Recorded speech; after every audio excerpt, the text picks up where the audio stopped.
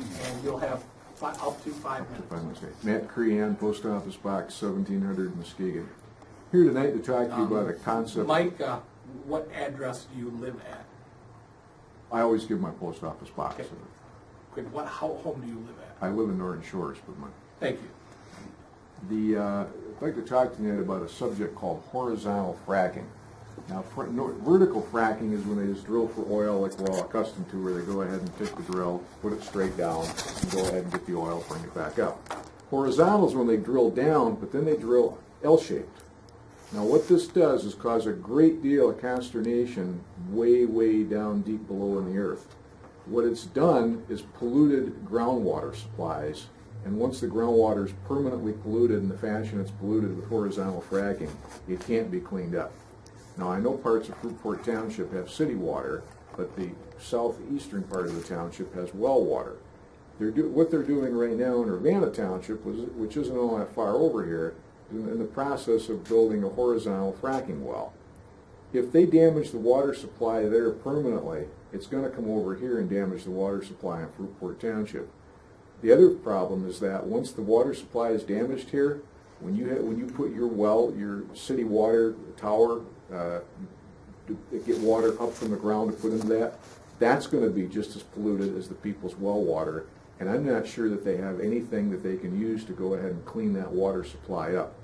If they do, it's going to cost you quite a bit more to go ahead and get your township water supply cleaned up than it would as it does right now.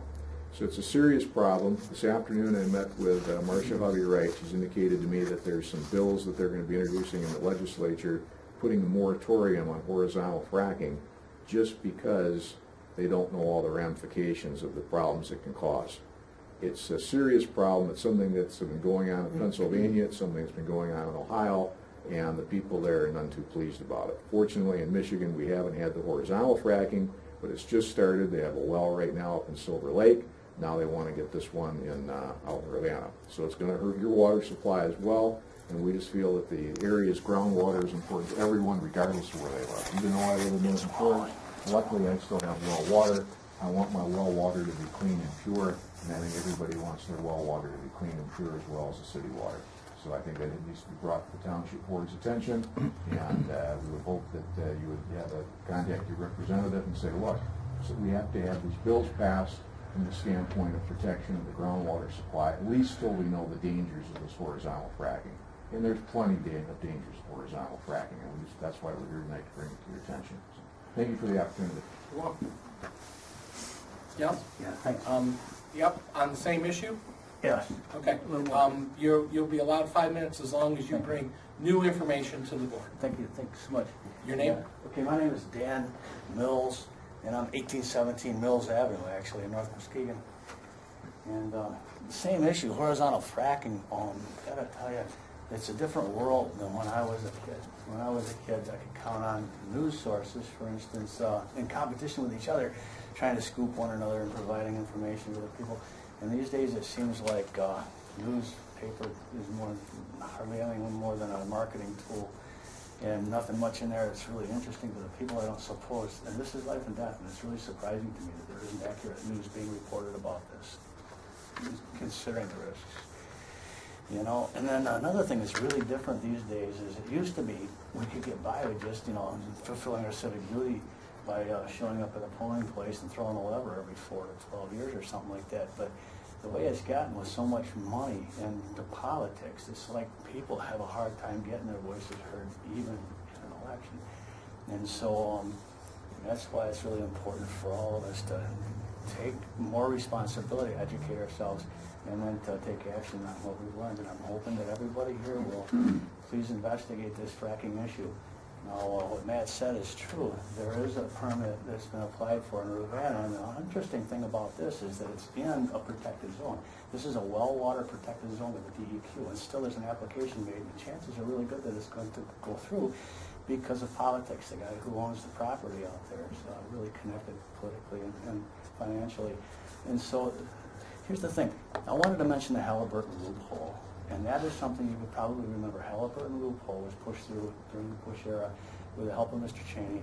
And I have some copies here that gives a little bit of information on it, but it's easy to find on Google. The Halliburton Loophole exempts the fracking industry from all kinds of regulations and oversights that the Clean Water Act, for instance, and the Clean Air Act and things like that require. The Halliburton Loophole exempts the industry from all of this, and so it may be that there are certain things that are regulated with the wells, but as far as the well leaking around the head, as far as the trucks leaking, as far as fires on the site, as far as any of that goes, as far as even notifying the public if there's an accident or something like that, are all exempt. This industry is exempt. They can pipe any kind of chemicals down into the ground they want to and fracture the ground down there, and they don't have to tell anybody what's in there if they call these chemicals a secret, a trade secret.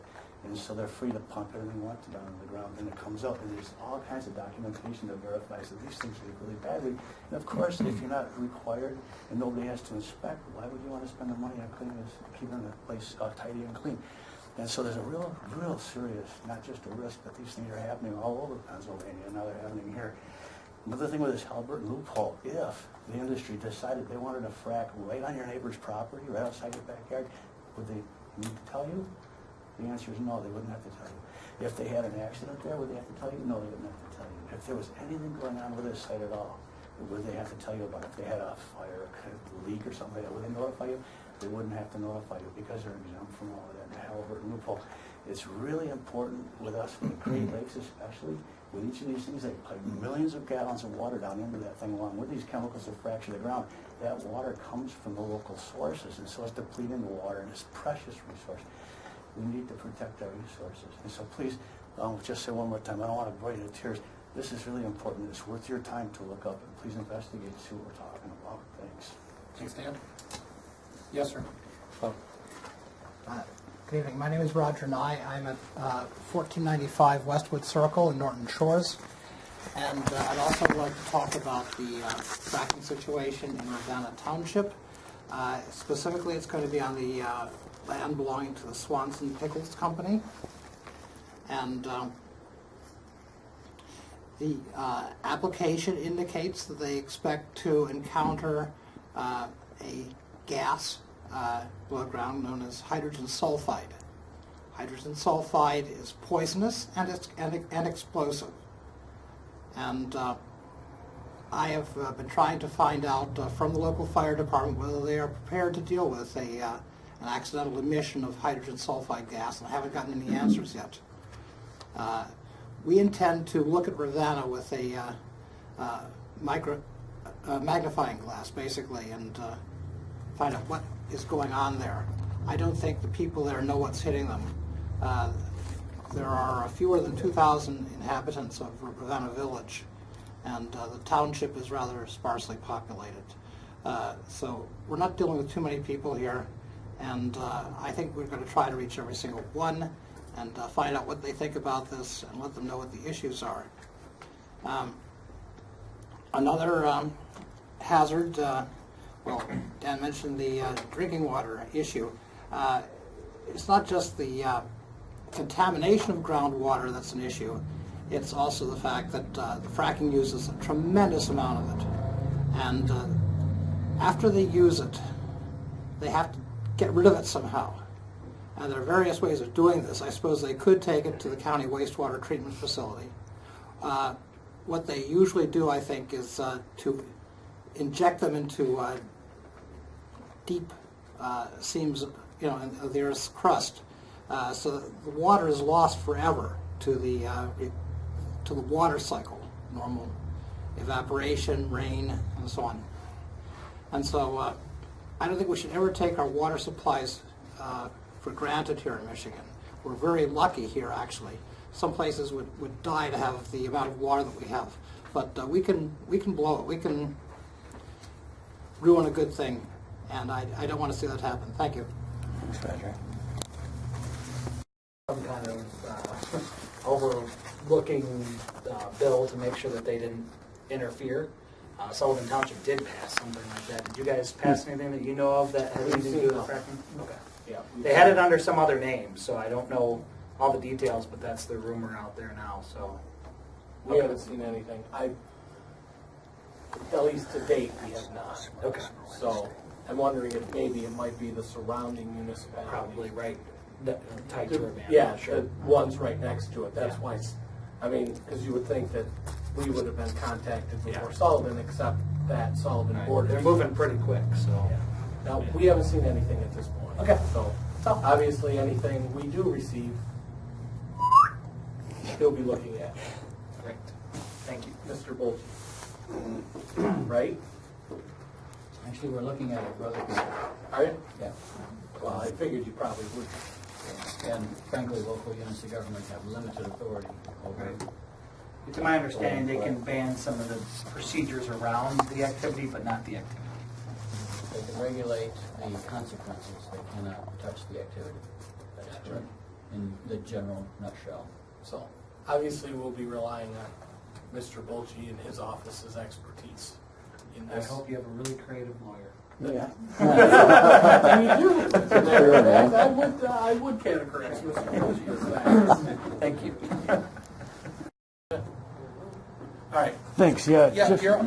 Just real briefly, again, Dan Mills, and thanks. It's good to know that people know about fracking. I guess I shouldn't be surprised, but still, it's good to know that people know about fracking probably a lot more than I do.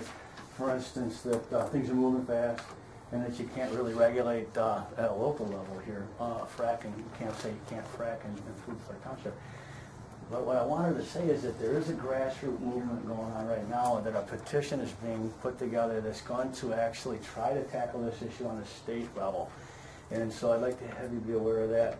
I can't produce for you petitions right now because they're still being crafted and things are moving fast. And so I've got to make sure you get the wording right on those things. But this Wednesday, I'm going to be at a meeting, and I suspect that we'll have those things by then. And so please, like I just said before, just asking you, the civic and community leaders, to be the ones that get your ear to the wall and learn about this issue, please, and then maybe find those petitions before I bring them back. Appreciate it. Thanks a lot. You're welcome, Yes, Nick. sir. I know you've got to all be tired of going to meetings, but the meeting I was talking about is at the CIO downtown Muskegon. That's Wednesday. 6 o'clock on Wednesday if you want to go. Okay.